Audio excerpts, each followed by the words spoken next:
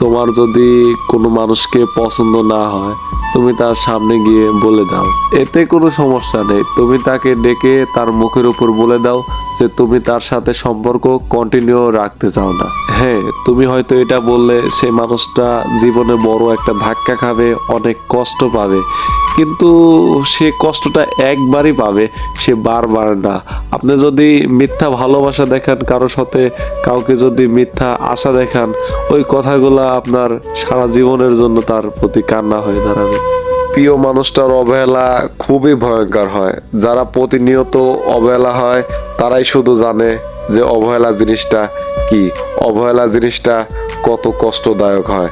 যারা মন থেকে ভালোবাসতে পারবেন না তারা কখনো একজনকে মিথ্যা ভালোবাসার আশায় তার জীবনটা নষ্ট করবেন না। কাউকে যদি ভালোবাসতে হয় তার মন দেখে ভালোবাসবেন, তার মনটা কেমন।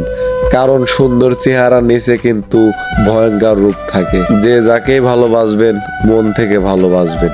যদি আপনি তার সাথে টাইম পাস করেন, সে যদি আপনাকে মন থেকেই লাভ করে, তাইলে কিন্তু সে অনেক কষ্ট পাবে। আপনি যখন যা করবেন আপনার কপালেও কিন্তু তাই থাকবে।